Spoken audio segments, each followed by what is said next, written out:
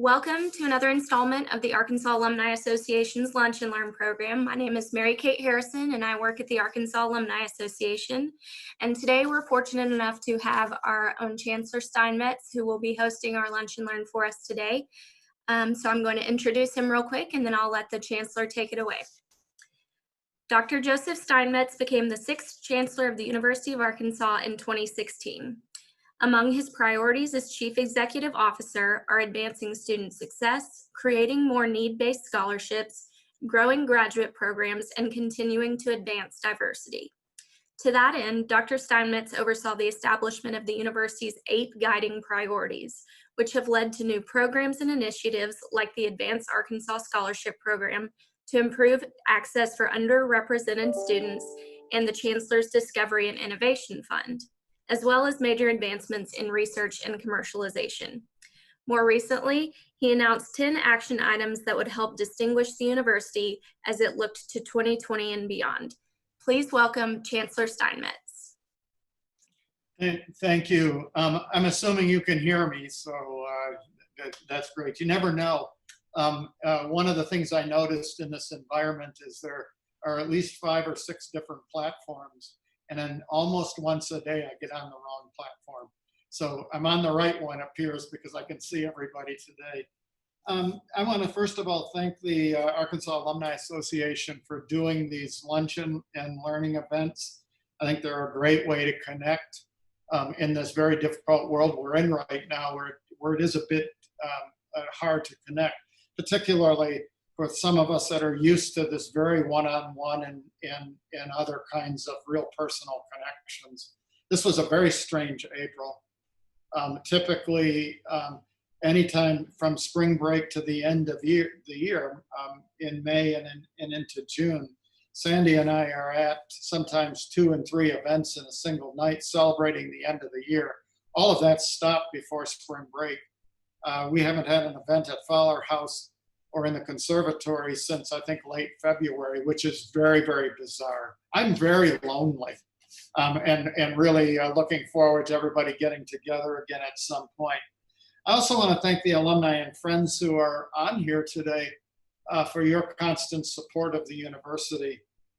And also the many staff members that are here who work here on a daily basis. I think one of the goals I have as Chancellor that sometimes aren't stated enough is that everything that we do to improve the university and to move the university forward does something for our alumni as well. And that is, I think it adds value to the degree that you earned here whenever you earned it here.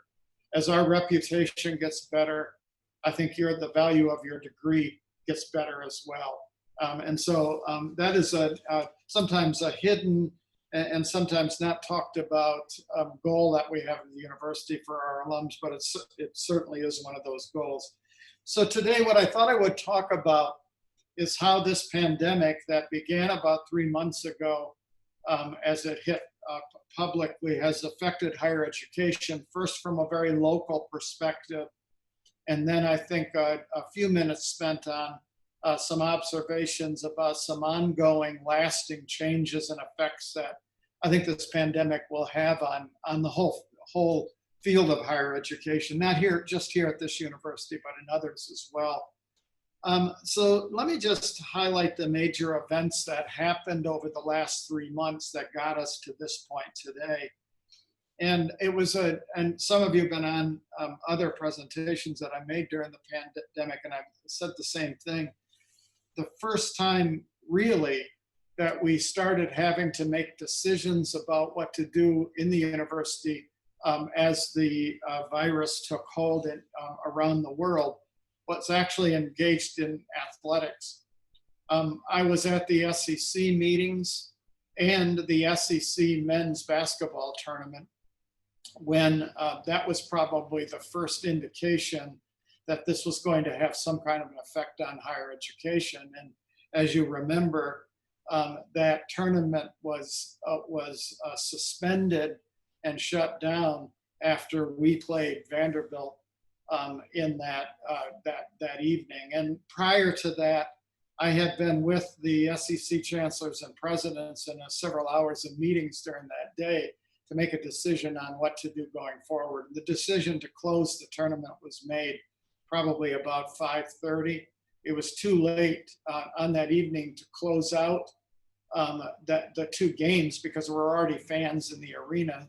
And so they made the decision to go ahead and play, and we were one of the ones that played on that evening. And so I also told some of you, and you've heard this say before, is the winner of the SEC tournament is whoever wins the last game. We won the last game in the SEC tournament this year, so I declared ourselves the winner of the SEC tournament.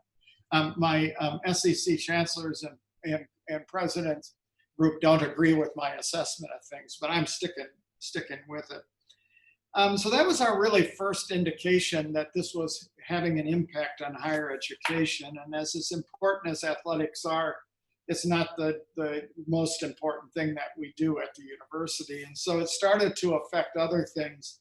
And probably in sort of this order, the major things is we had many students that were studying abroad, and we had many faculty that were traveling around the world in different places. So probably the first thing that happened was recalling those people back home, both our students, particularly from the Rome Center, and those students and faculty that were traveling in China, since these were the two areas that probably were hit the hardest, the earliest. And since we run the Rome Center and have a location that is ours there in Rome, we had some 60 to 80 students that were there studying at the time. So that was probably the first thing we brought them home. The second thing was making a decision to go to remote delivery for all of our classes so that we got students out of the confines of the classroom. We were one of the first universities when we made this decision to make the decision for the balance of the semester. Many universities said, well, we'll do it for 2 weeks and get back to you. But we thought for planning purposes that it was probably best. And the intelligence that I was getting at the time was that this was here to stay. It wasn't going to go away in 2 or 3 weeks.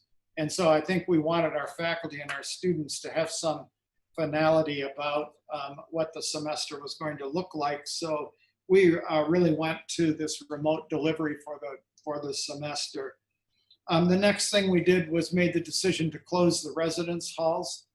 And by April 3rd, only keeping those students on campus who had nowhere to go. Those included some international students and frankly, some of our students that are homeless and don't have homes to return to remain on campus in our residence halls. That was about a couple hundred of our students, many of them that are still here to this day.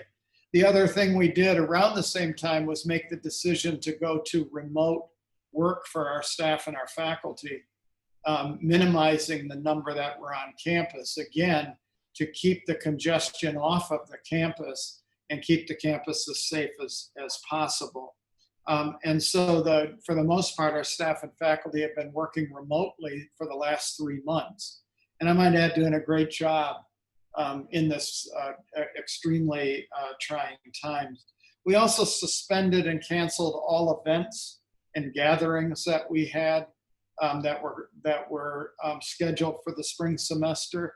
And probably the most difficult one of all was the cancellation of our commencement ceremony, which is really the highlight of the year. That is one of the most important things we do as a university, when we celebrate those students that have completed their graduate degrees and their undergraduate degrees. There were a lot of upset students and parents about that, thinking that we should have held it and just scheduled it for later in the summer. Well, as it turns out, that decision that we made to cancel it altogether and then to combine it with the fall looks like, in hindsight, to be the right thing to have done, since we are no better off right now with this virus situation in Northwest Arkansas than we were 3 months ago. In fact, I would submit from some of the numbers that we're seeing right now, we're in the midst of another spike. So if we would have declared a commencement exercise later in June, we would have been canceling that as well. We think we have a better chance of having a much more complete ceremony by combining our spring and our fall commencement together, which is where our plans were And then one other thing is that I already touched on with the SEC decision, that was a decision to suspend all athletics activity. And that just changed with a decision the university and the SEC made to allow at least the training facilities to open back up for some activity for athletes.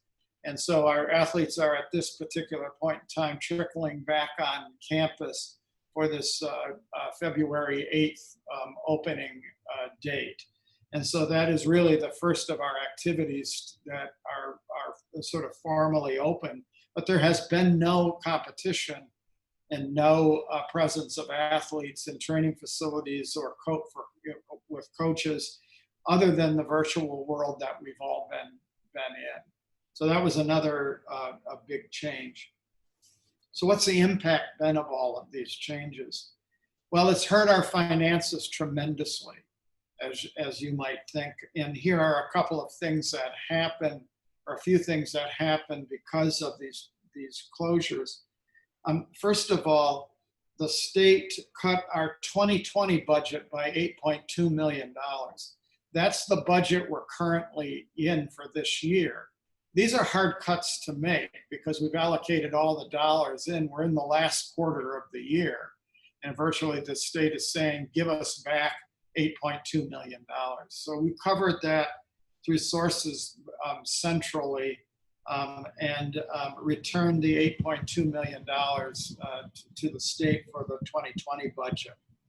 We're calculating our cut for the 2021 budget to be about $15.5 million, somewhere around there.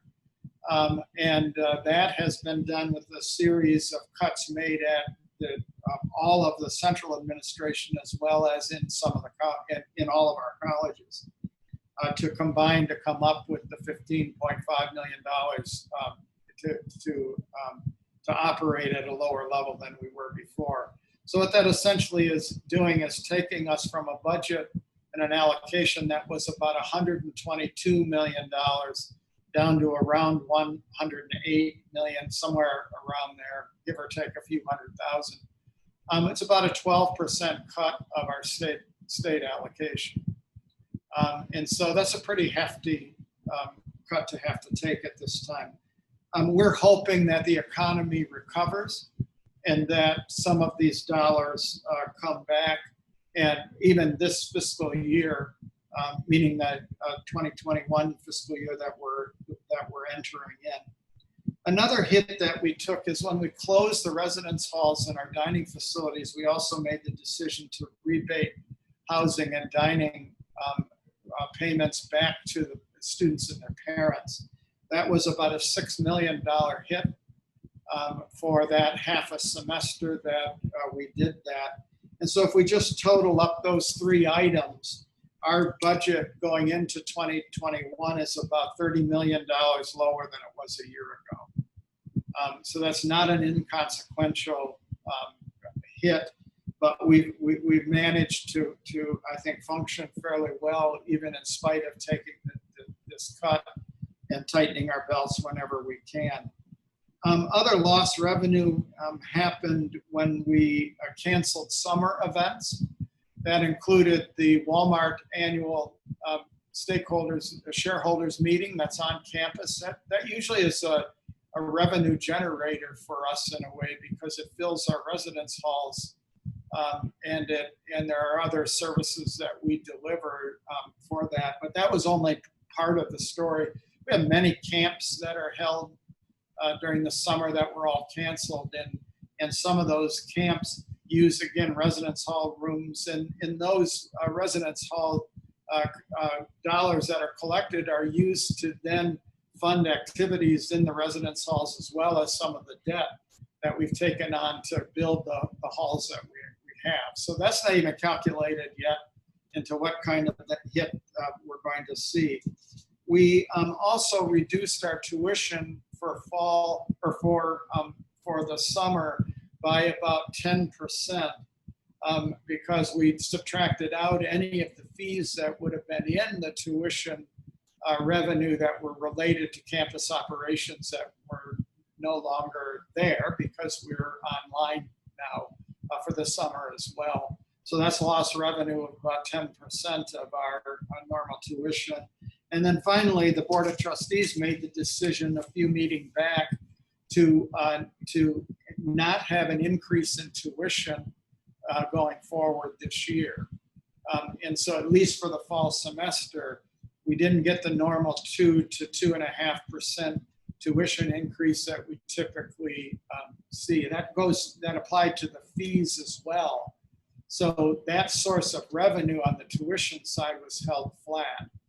And so again, that is where we normally pick up revenue to give salary increases for our staff and do the other things that we can do on a year-to-year basis.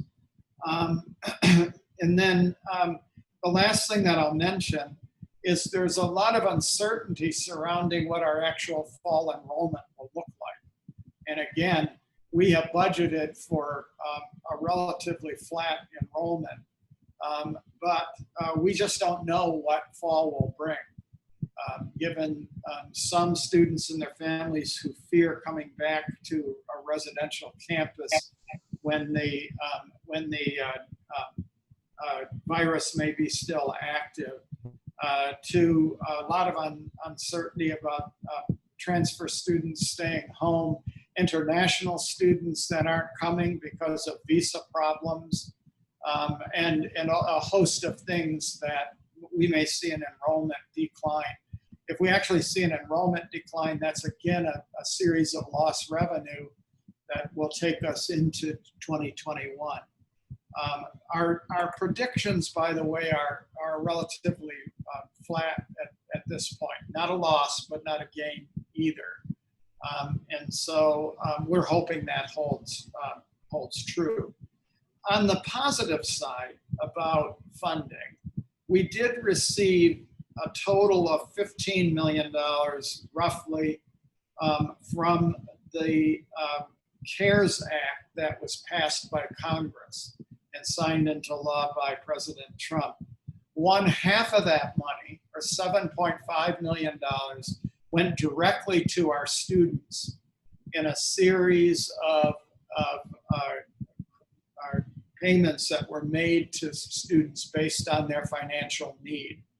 And so the rules, we were given a set of rules by the Department of Education to award those funds. And they could only be awarded to students that were eligible to apply for federal assistance. So that means students that were eligible to file FAFSAs. And so we're in the midst of distributing that 7.5. The last I heard, all but about $400,000 of that has been distributed back to the students. That'll help them tremendously, I think, in these very trying times. And several of our students have parents and themselves that are unemployed at this particular point in time. So this is helpful indeed. The other $7.5 million goes directly to the institution, and we just received that money in that grant this week. And there are a set of rules for how we can use that. It has to be related to the COVID virus and on expenditures that has come our way because of the COVID virus.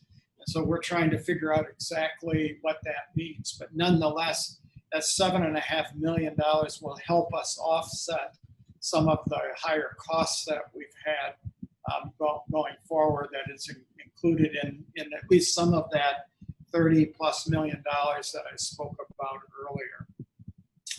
So that takes us up to about the week we're at. So I thought I would spend a little bit of time talking about where we are headed from this point forward, given the situation of the pandemic. A few meetings back, the Board of Trustees passed a resolution that stated that the expectation that students will be on campus this fall in the U of A system. So that's what we are preparing for at this time. I'm 100% behind this decision of bringing students back at this time for a few reasons. First of all, students want to be here. And I have gotten very, very few emails from students and their parents saying, please, let's have another semester of remote learning. It's not something that I'm hearing. Students want the residential experience. And second of all, they don't want distance education. And they've been clear about this. And I'll bring this point up at the end a little bit because I think it's an important as we think about the future of higher education itself. And the other thing that is a little troublesome is that there's been surveys that have been done around the country of freshmen that are coming into the universities around the country. And anywhere from 20% to perhaps 33% of the students in these surveys have indicated that if we go through a remote situation with 100% distance learning and education, they will take a gap year. And so at the worst case in these kinds of surveys, if we think about a third of our students taking a gap year, and I translate that into the fiscal impact that it'll have on the university, it's about $125 million of lost tuition. That will harm this university like you can't believe.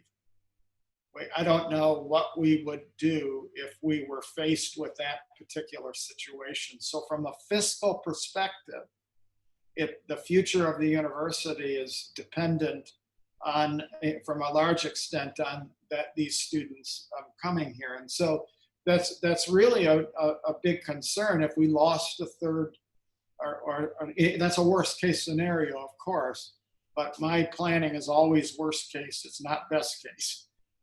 When we're looking forward. The other reason for opening up the campus is a reminder that we not only teach students here, but we do research as well.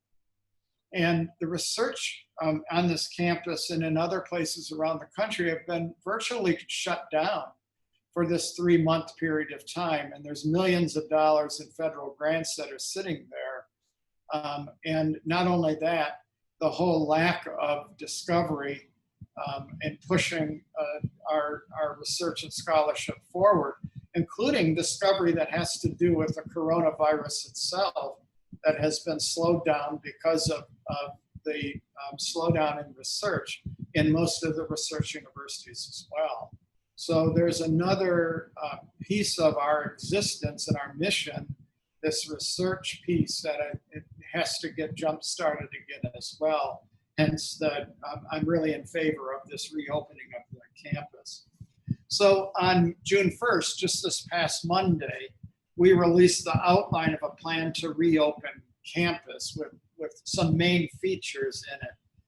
First of all, the fundamental principle and feature moving forward is that we will follow ADH and CDC guidelines about protecting oneself and minimizing the risk of getting the virus. And that's done by, I think, 4 components that you've heard now over and over again, but actually have been proven to be effective. And that's number 1, distancing, either social distancing or personal distancing, however you want to refer to it. Second, the wearing of masks when social distancing can't be done. We're requiring both of those in this reopening plan. Third, frequent hand washing and other and the use of solutions, et cetera. And then the strategic use of testing and tracing of testing cases, which we'll do also following the CDC and ADH guidelines. And so this testing issue is really become a hot button topic around the country, because I think the expectation is it's real simple. If as you bring people to campus, you just test them all. And if they test positive, you send them home. And if they're negative, they're fine.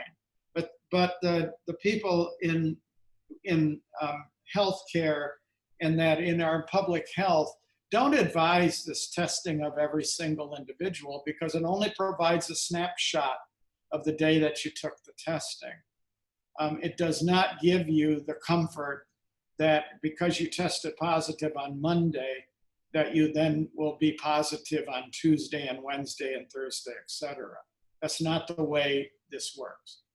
And so we favor in following these guidelines that daily our staff and students are screened with what will become an online tool about the symptoms.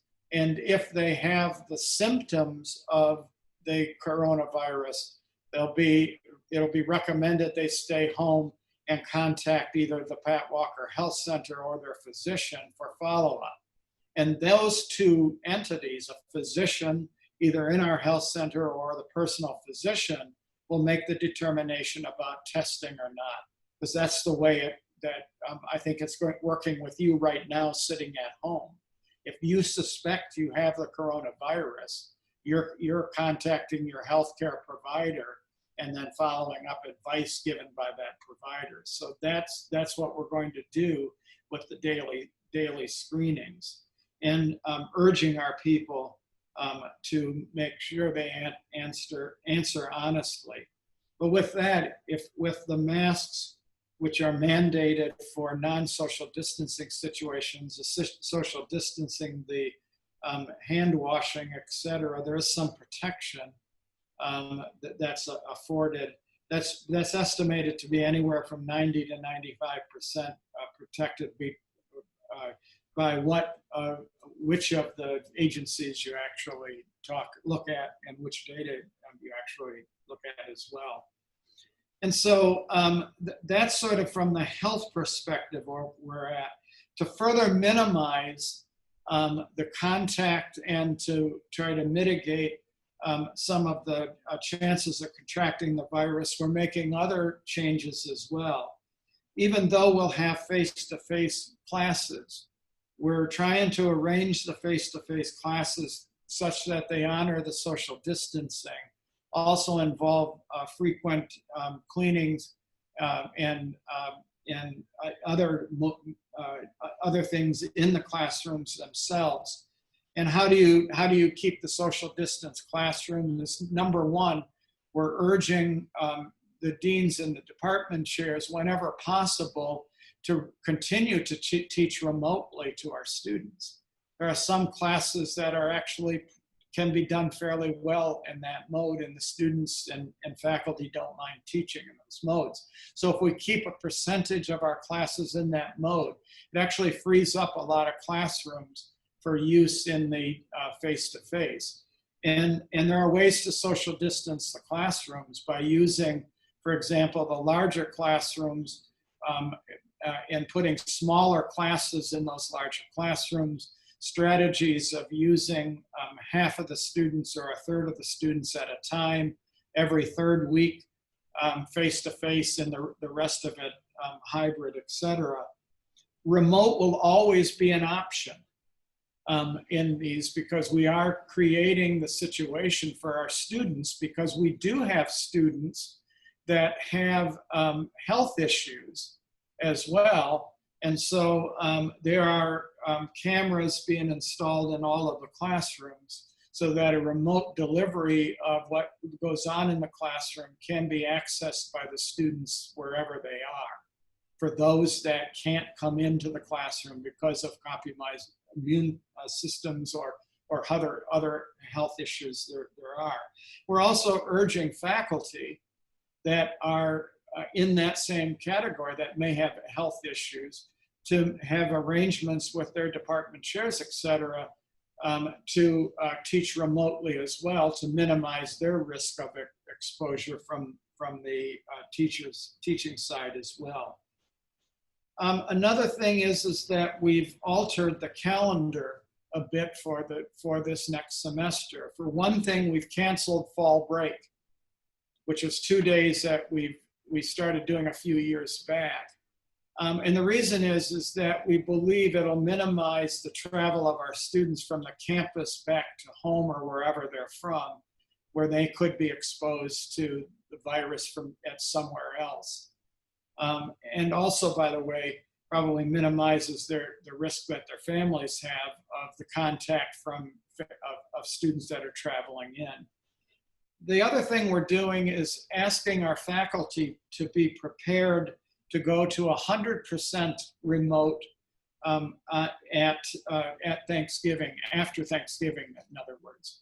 If we detected that at the Thanksgiving break, which is that last week in November, that there was an increased risk for the contraction of virus, we would ask the students just to stay home for the remainder of the semester, which amounts to a couple of weeks.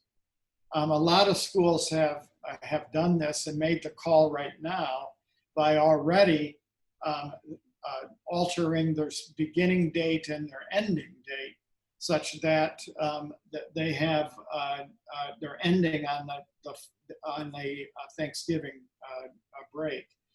We don't think it's necessary to make that call in June, that call can be made in the fall sometime. So for example, in mid-October, if our faculty are prepared for this as a possibility and have built this into their planning, we should be able to tell them at that time, look, it looks like we're in a situation that it would be best for everybody, faculty, staff, and students involved, to have the students stay home from Thanksgiving onward. And so that's been part of the preparation and part of the calendar discussion going forward. At any rate, we've told our faculty, regardless, you should be ready to go to 100% remote at any time during the semester. We had to do it in the spring. And I want to say our faculty did this marvelously.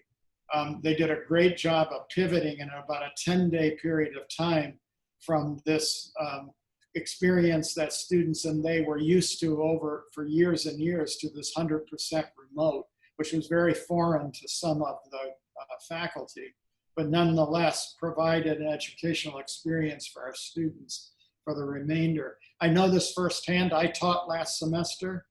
I taught a class that was meeting in person and had to pivot that class to the remote status as well. So I totally understand the difference in that environment and what it takes to actually do that pivoting.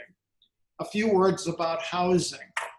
Our residence halls will be open, but we think the density in the residence halls may be reduced a bit.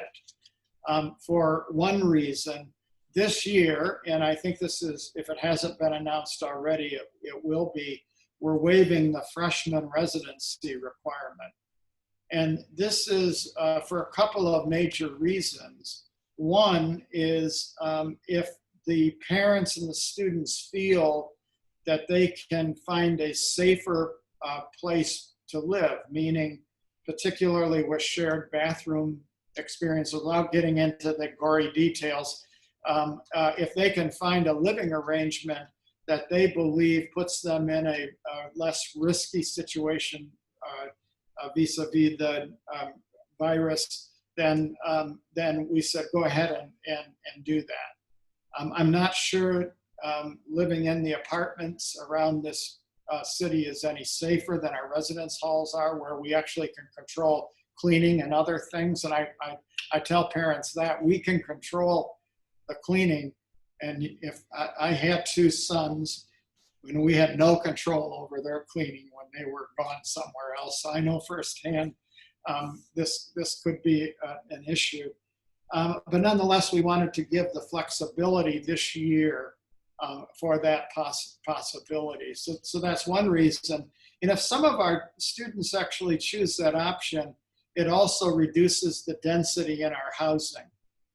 And again, that I think anytime we can reduce density anywhere around campus.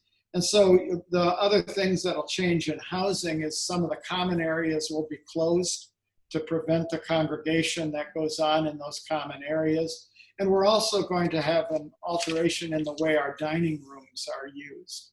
So social distancing, the way the dining rooms are set up, the dining facilities will be a social distance, and also what are referred to as grab and go options will be created in the dining facilities throughout the campus. And again, this honors that principle of the social distancing and trying to minimize the contact between students when that's, and students and staff and faculty when that's possible. We're having many fewer social gatherings and events for students, faculty, and staff, period. And any of them that we will have to honor the social distancing and use of masks. And again, to follow those same kinds of principles. And then a part of this plan I mentioned before is the remote working of our staff, our working from home and from other places.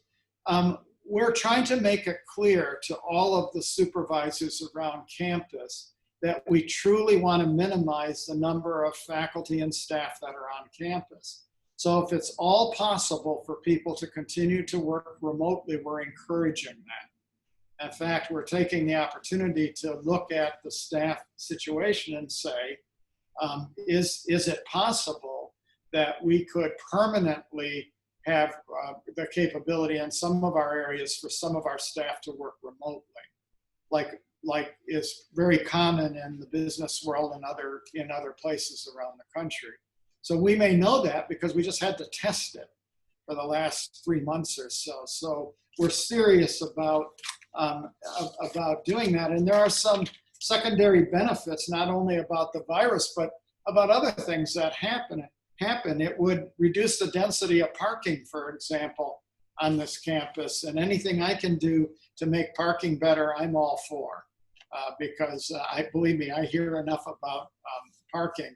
The other thing is that we're out of space, and we're out of space for our academic mission, and anything that we can free up by not having to have offices and administrative and staff space on campus because they're working remotely helps us, I think, in that regard as well. And there's other things, the opening of our fitness facilities, that we have plans that we're making of those sorts of things. I want to emphasize that this plan is an outline.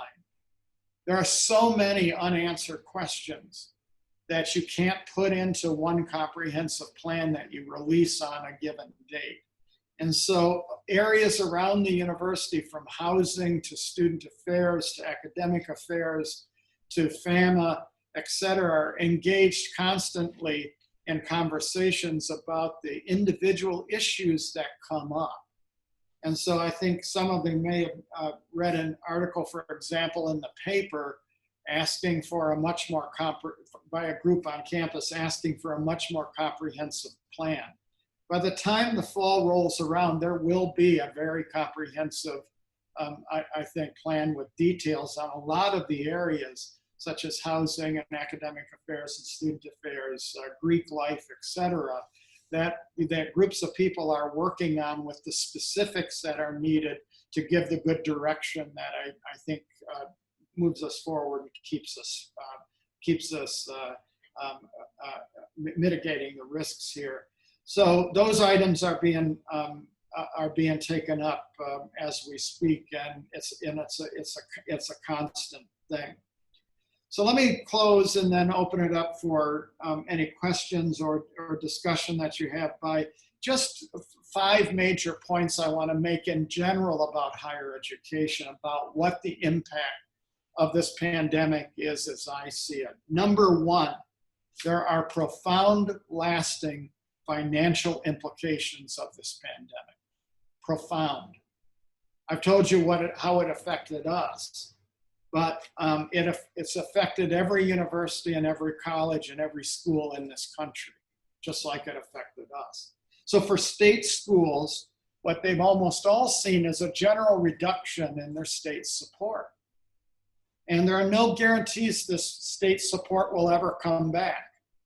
Because I remember what happened 10 years ago when we went through the recession that hit this country hard and hit higher education hard. State budgets for higher education were cut at that time, and they were never restored. They remained permanent. And so these cuts that we saw, we hope they come back as the tax base comes back and the funding comes back. But there could be lasting implications. And put on top of this is we have no desire to raise tuition. And right now, about 85% of our instructional budget comes from tuition, with only about 15% of it coming from the state. And that piece got even smaller. So we can't, we're pricing ourselves out of business in a way and making an education totally unreachable for many, many of our Arkansans if we continue to raise tuition. So that's not a source of revenue anymore. And so by increasing tuition. So that's a big piece for us to think about as the implications this has in the long term. And for the private universities, they've been devastated by this, particularly the small private liberal arts colleges around the country. Because remember, they don't get state support of any kind. They're dependent on private support from donations of alumni and friends and then student tuition. And they're in the same boat about tuition, where they can't raise tuition. And I'm very fearful that that many of these small private, particularly the small liberal arts college, which are important alternative kind of higher education for this country, may never open up again. And may never open up like they were before, or in danger of closing. I think some of you know I'm a trustee of the Higher Learning Commission, which is the accrediting body for 1,000 universities in the midsection of the country.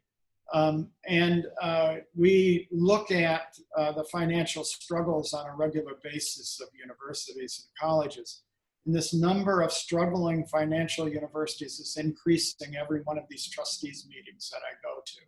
So there's a profound, this pandemic is going to have a profound effect for many years on the fiscal matters in higher education. Second, and I want to go back to the idea of the distance education. A second thing that'll come out of this pandemic is I think we'll actually be much better at incorporating technology into our classes. We've seen it already in the pivot that our faculty had to make. But I want to make it clear, we will not be pushed into seeing massive increases to 100% online education that comes from a residential university like this one. That's not what we're about. That's not what we do. There are options for students that want to go 100% online with their education. There are good options in this country. We're here as a residential university. Does this mean we don't have a distance component in what we do? No, that's what I meant about we're going to be better, I think, at incorporating technology, particularly as we use distance technology into the normal instruction that we do. I think you'll see a lot of that this fall. So when I say we're not going to be 100% online education, why do I think this? First of all, I know our students don't want this. That's not why they come to the University of Arkansas. They don't come here so that they can sit in their residence halls or in their apartments and take classes online, or they can sit at home. They come here for the other experiences you get. First of all, the great experiences you get with face-to-face instruction with some of the finest faculty in the world. Faculty that are involved in discovery firsthand and pass that discovery on firsthand to the students. You don't get that in an online experience. Online learning can't substitute for laboratories and studios, which is a big part of the experience that happens face to face. And that's what happens in the environment here. And I also say college is much more than going to classes, as you all know. You had these experiences when you were students here, the social experiences, the maturation that goes on but as an 18-year-old becomes a 22-year-old, graduate education, the bonds that are formed here between students and mentors last a lifetime. You don't get that in 100% online experience. And again, our students know that. And so we are, in a lot of ways, something different and a different option for instruction than the online experience, which there, as I said before, are people that do this and do this very well if students want to go that route. Third reason, things that I think we're going to see as an impact of this pandemic, I already mentioned as well. Nationally, there has been a lull in research because of this pandemic, where great numbers of laboratories have and scholarship has virtually shut down during this pandemic on some very, very crucial areas. Some of it related to public health, that is where discovery isn't going on. But there's another thing I fear about research, and that is as great as the CARES Act is in providing funds directly to the citizens of this country, it does impact the deficit situation. And deficit situations in funding typically have long-lasting impacts on things like research and the funding of research going forward. So I worry, like 5 years from now, what is the funding situation at NIH and NSF and Department of Energy and Education, et cetera, going to be like because of a need to cover deficit spending by cutting off what is research funding. So these are longer term concerns. Fourth, and this is another positive, I put out 10 white papers last semester. It seems like it was 2 years ago now since this pandemic began, but it was only a few months. The very last one of them was the importance that this university become more nimble and flexible as we move forward.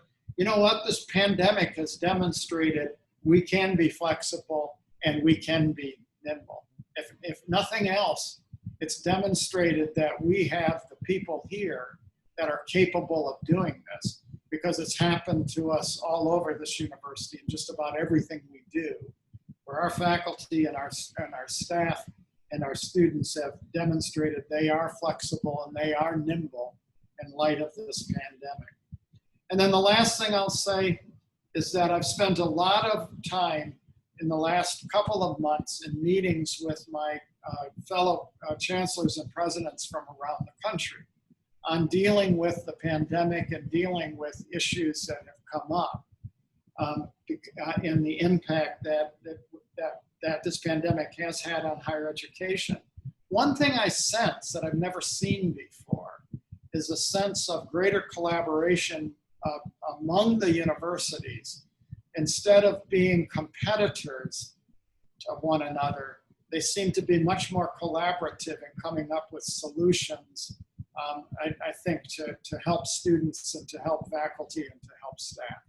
And so I think that's a good thing, because I think it only bodes well in general for higher education when we're, as universities, not spending so much time trying to compete with one another, but rather collaborating with one another in the basic missions that we have.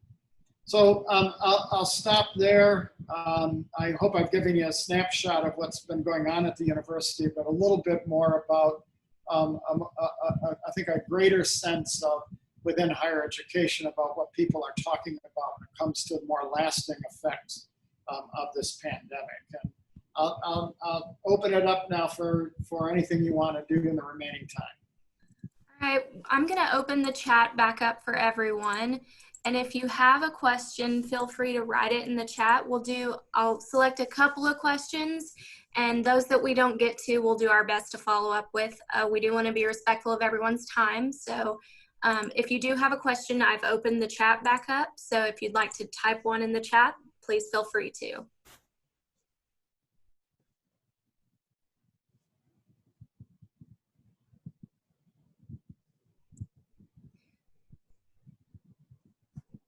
All right.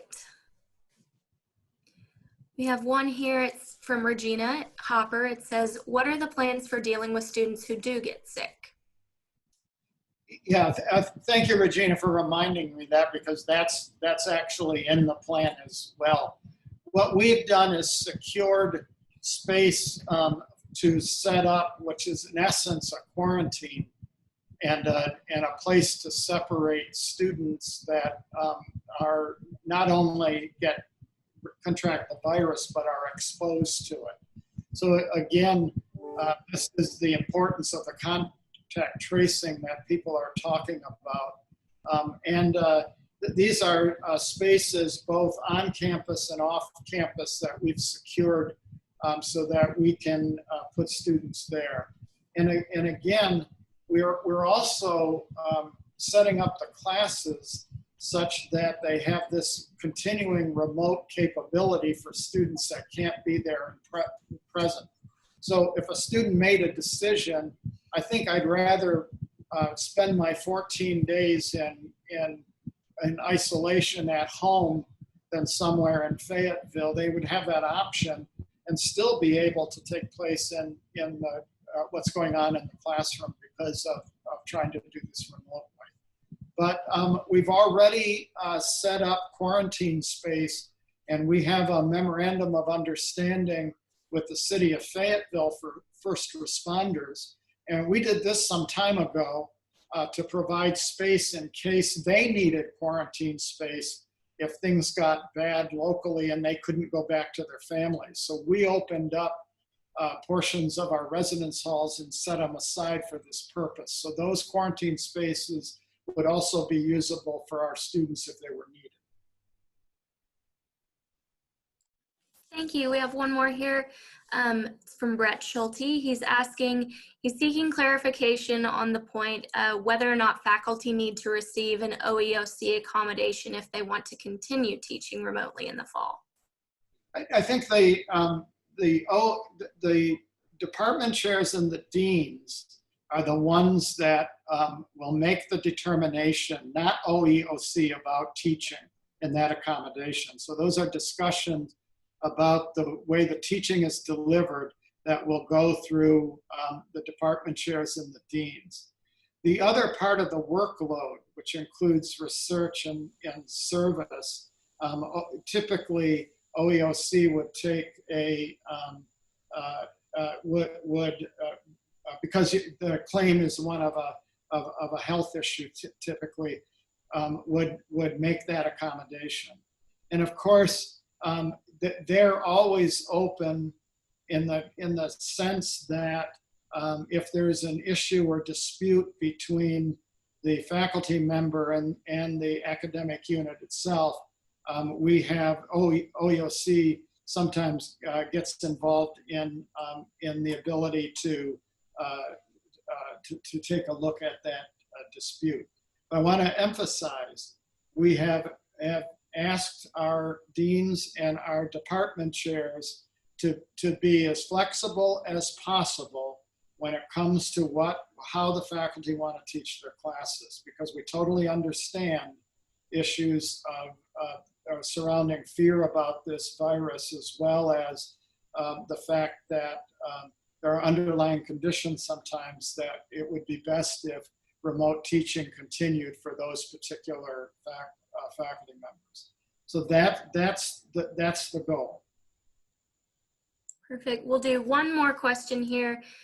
This is from Buena Burke. She said, is there any policy about wearing a face mask when school starts? So will students and faculty be required to wear face masks? Yes, again, we're following the guidelines of CDC as well as ADH. The guideline that we're following is when social distancing isn't possible or isn't likely, face masks will be required. So the situation is that they would not be required, for example, in a classroom that has been set up as a social distance classroom. But it's likely that when you're going across campus through crowds of people, that you can't social distance. I've seen what the campus looks like in between classes. I've seen what, on our transit, what it looks like. That's where the face masks are required, because those are places where it's not likely to be social, where social distancing isn't likely to be possible. Great. And thank you all. We'll do our best to try and follow up with some of your other questions here in the chat, but out of respect for everyone's time, we're going to go ahead and end there. We do want to thank Chancellor Steinmetz very much for participating in this Alumni Association Lunch and Learn.